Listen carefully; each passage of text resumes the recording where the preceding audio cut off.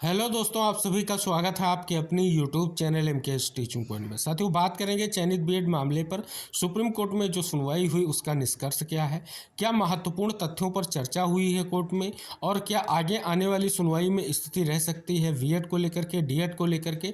सभी महत्वपूर्ण तथ्य इस वीडियो के माध्यम से आपको अवगत कराएंगे। निवेदन करेंगे वीडियो को बिना स्किप किए हुए अंत तक देखें और सभी साथियों को शेयर करें।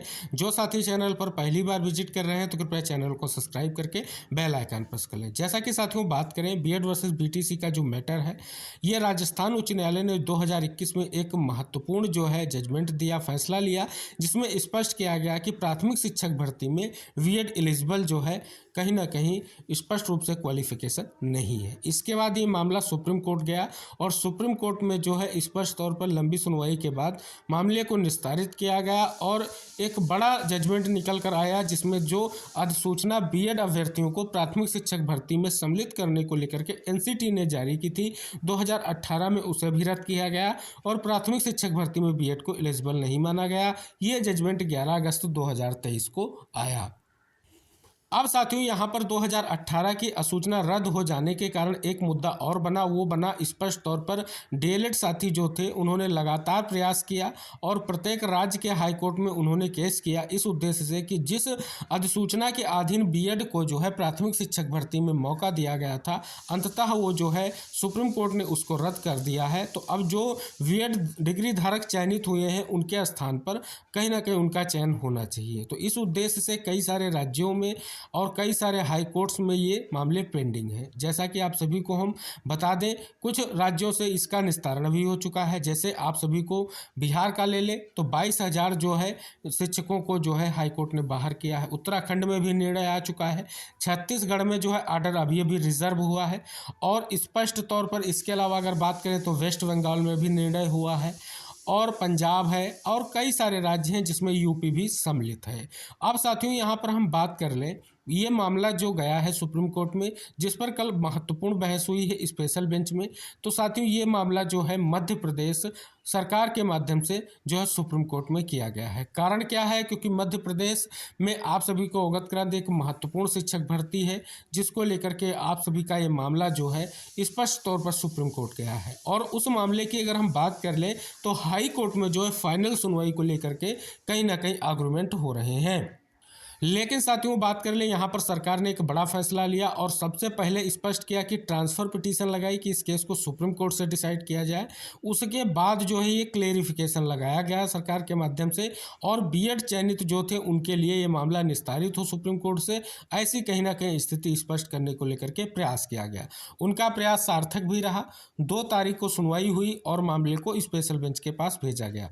कारण ये था कि जस्टिस अनिरुद्ध बोस और जस्टिस सुधांशु धूलिया सर की बेंच ने 11 अगस्त 2023 को जो बीएड वर्सेस बीटीसी का जजमेंट है उन्हीं के माध्यम से जो है कहीं ना कहीं पारित किया गया था। तो अब उसी बेंच में मामले को ले जाया गया। अब साथियों सबसे बड़ी स्थिति ये रही, कल जो सुनवाई आपकी थी वो स्पेशल बेंच का गठन किया गया, कोर्ट नंबर 5 में आपकी सुनवाई सूचीबद्ध हुई। ये सुनवाई कल 1 घंटे के आसपास चली और इस सुनवाई में अगर साथियों हम बात कर लें तो बीएड की तरफ से जो है solicitor general Tushar Mehta sir और पीएस पटवालिया सर ने मजबूती के साथ बीएड का पक्ष रखा। यानी स्पष्ट तौर पर जो जजमेंट आया है तो आने वाली भर्तियों को लेकर के स्पष्ट तौर पर बात नहीं की गई, केवल और केवल 2018 की अधिसूचना के अधीन जिनका चयन सुनिश्चित हुआ है और जजमेंट से पूर्व जो है भर्ती रिक्रूटमेंट आए हैं उनको लेकर के ये कहीं ना कहीं स्पष्ट तौर पर एक बड़ा जो है फैसला होने जा रहा है। इसमें कई सारे राज्यों के बीएड डिग्री धारकों को लेकर के स्थितियां बहुत ही महत्वपूर्ण हैं। तो कल की सुनवाई में अगर डीएड की तरफ से बात कर लें तो मीनाक्षी अरोड़ा मैम और स्पष्ट तौर पर जो है गोपाल शंकर नारायण जी जो है स्पष्ट तौर पर मजबूती से उन्होंने भी अपने पक्ष को रखा है। इसमें किसी भी तरीके से दो राय नहीं है। लेकिन जिस प्रकार से तुषार मेहता सर ने बातों को रखा है कोर्ट के सामने और स्पष्ट तौर पर पूरा प्रयास उनका रहा है कि चयनित बीएड के पक्ष में जो जजमेंट आया है उस जजमेंट में किसी भी तरीके से कोई ऐसी स्थिति नहीं स्पष्ट की गई है कि उनके चयन को लेकर के स्थिति कहीं ना कहीं अस्पष्ट हों। फिलहाल उस जजमेंट का एक ही पॉइंट ऐसा है जो 2018 की अधिसूचना रद्द की गई है उसी को आधार बनाया जा रहा है और ये मामले जो हैं कहीं ना कहीं चल रहे हैं। अब साथियों इसके बाद जो है डीएड की तरफ से पूरा कहीं ना कहीं प्रोसेस स्पष्ट किया गया। जो 2021 में स्पष्ट तौर पर राजस्थान उच्च न्यायालय का जजमेंट है उसको भी कहीं ना कहीं डिफाइन किया गया मीनाक्षी मैम के माध्यम से और पूरी बात को रखा गया। अब उसमें जो है चीज़ें आगे बढ़ती गई और स्पष्ट तौर पर कहीं ना कहीं आगे क्या निष्कर्ष निकलेगा ये बहुत ही महत्वपूर्ण है। फिलहाल साथियों कल के आर्गुमेंट से पूरा स्पष्ट हो रहा है कि कई सारी चीज़ों पर बात की गई। अगर हम बीएड के दृष्टिकोण से देखें, क्योंकि यहाँ पर साथियों स्पष्ट तौर पर जो है बीएड को किस प्रकार से या बीएड चयनितों का क्या आंकड़े हैं इन पर भी कहीं ना कहीं कोर्ट में चर्चा हुई और सबसे बड़ी जो स्थिति स्पष्ट हुई वो ब्रिज कोर्स को लेकर के हुई कि स्पष्ट तौर पर ब्रिज कोर्स को लेकर के क्या स्थिति है, किस प्रकार कराया जाएगा, ये कहीं ना कहीं कोर्ट ने स्पष्ट तौर पर बात रखी। क्योंकि 2018 की जो आपकी अधिसूचना थी उसमें स्पष्ट किया गया था कि इनको 6 माह का जो है ब्रिज कोर्स कराया जाएगा। तो साथियों इन सभी पॉइंट्स पर जो है कोर्ट ने विचार किया है।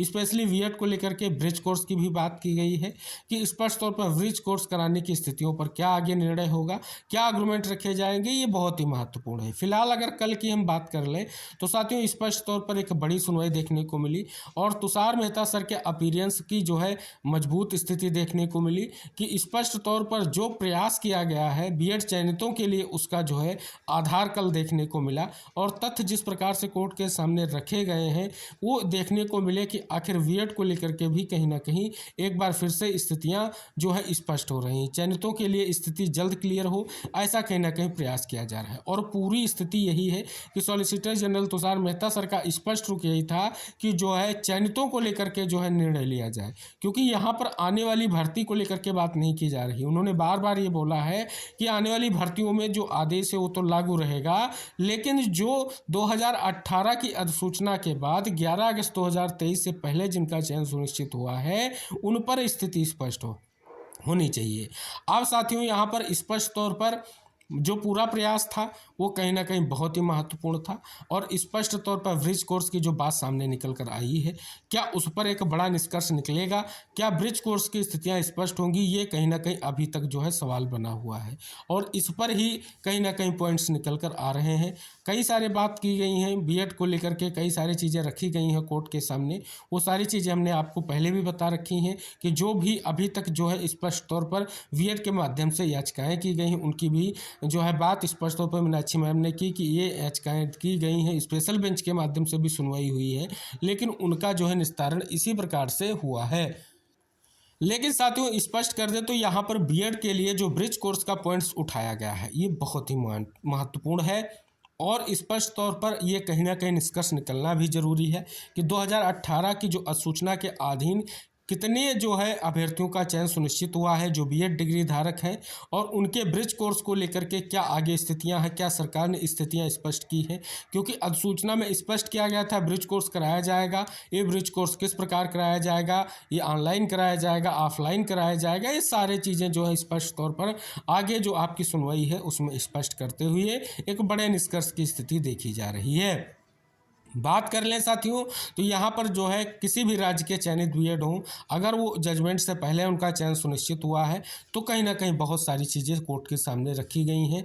इसमें जैसे स्थितियाँ हैं, जो भर्ती प्रक्रिया है, सब्जेक्ट टू आउटकम की बात हुई है, रेट्रो प्रो की बात हुई है, यानी ये सारे तथ्य जो है कोर्ट के सामने हुए हैं। फिलहाल साथियों इनका निष्कर्ष क्या निकलेगा ये सबसे अहम हो जाता है।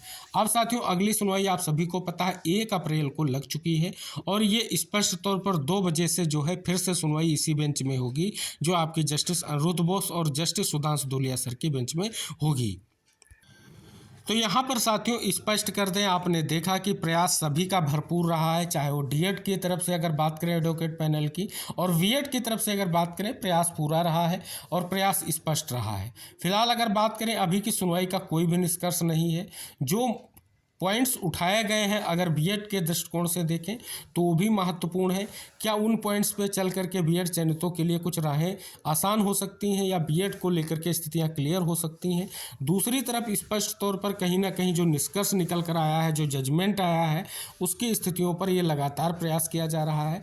तो साथियों ये स्पष्ट कर दें, एक बड़ी क्लेरिफिकेशन याचिका है और इस याचिका के बाद जो है चयनितों के लिए बड़ा निष्कर्ष निकलेगा, यानी 1 अप्रैल को एक बड़ा फैसला आएगा जो कई सारे चयनित बीएड को लेकर के राज्यों के लिए बहुत ही महत्वपूर्ण रहेगा। तो सभी अपनी तरफ से प्रयास कर रहे हैं और जो तथ्य कोर्ट के सामने है स्पष्ट तौर पर आगे निष्कर्ष बहुत ही महत्वपूर्ण है, स्पेशली अगर बात करें तो आपके चयनित बीएड को लेकर के। तो आशा की जाती है कि ये तमाम जो भी सुनवाई के दौरान चीज़ों को उठाया गया है, जो भी निष्कर्ष की स्थितियाँ हैं, वो बहुत ही महत्वपूर्ण होंगी और एक बार जो है बड़ा निष्कर्ष जरूर निकल कर आएगा।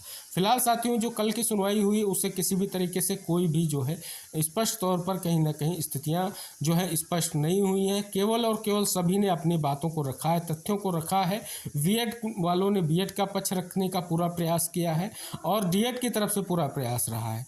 अब अगली सुनवाई इससे भी महत्वपूर्ण हो जाती है क्योंकि वहाँ पर जो है इसका निष्कर्ष जरूर निकल कर आएगा जिस प्रकार की स्थितियाँ चल रही हैं। तो आशा की जाती है चयनित बीएड को लेकर के एक बड़ा फैसला जरूर देखने को मिलेगा।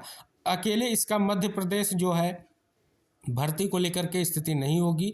वर्ग 3 की जो भर्ती है उस उद्देश्य को लेकर के ये केस जो है सुप्रीम कोर्ट में किया गया है और पूरी संभावना है कि इसमें एक बड़ा निष्कर्ष जरूर निकलेगा और स्थितियां क्लियर हो जाएंगी और स्पष्ट तौर पर एक बड़ा निष्कर्ष निकल कर आएगा। अभी जो पॉइंट्स हैं आगे उन पर जो है कोर्ट में चर्चा होगी और स्पष्ट तौर पर निष्कर्ष की भी स्थिति देखी जाएगी। तो साथियों आपकी सुनवाई को लेकर के ये स्थितियाँ हैं, ये चीज़ें हैं। अभी तक जो है लिखित आर्डर सुनवाई का नहीं आया है।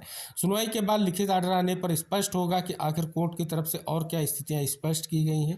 जैसे ही लिखित आर्डर आता है हम जरूर आप तक वीडियो के माध्यम से शेयर करेंगे। निवेदन करेंगे इस वीडियो को जरूर शेयर कीजिएगा क्योंकि साथियों आपको हम अवगत करा दें, अभी अगर बात कर लें किसी भी तरीके से जो है ना तो बीएड के लिए ना तो डीएड के लिए ये सुनवाई जो है स्पष्ट रूप से बड़ी स्थिति स्पष्ट करने वाली नहीं की जा सकती है। लेकिन सकारात्मक यही है कि स्पष्ट तौर पर बीएड अभ्यर्थियों के दृष्टिकोण से देखें तो उनके लिए कुछ टिप्पणी जो है कोर्ट ने की है जो चयनित बीएड को लेकर के महत्वपूर्ण है। आगे जो निष्कर्ष होगा कहीं ना कहीं बहुत ही महत्वपूर्ण होगा। फिलहाल अभी स्पष्ट तौर पर यह कहना कि किसी भी उद्देश्य से सभी ये महत्वपूर्ण सुनवाई हो चुकी है। तो साथियों अभी इसका निष्कर्ष निकलना बाकी है। निष्कर्ष क्या निकलेगा ये कहीं ना कहीं कोर्ट पर डिपेंड करता है, आगे आर्गुमेंट पर डिपेंड करता है कि किस प्रकार से क्या चीज़ें कोर्ट के सामने रखी जाएंगी। तो पूर्णतः सभी साथियों से निवेदन रहेगा वीडियो को शेयर कीजिएगा। आर्डर आने पर और सारे तथ्य जो आर्डर में मेंशन होंगे हम जरूर आप तक शेयर करेंगे। निवेदन है इस वीडियो को जरूर शेयर कीजिएगा। मिलते हैं नेक्स्ट अपडेट के साथ, तब तक के लिए टेक केयर, बाय बाय साथियों।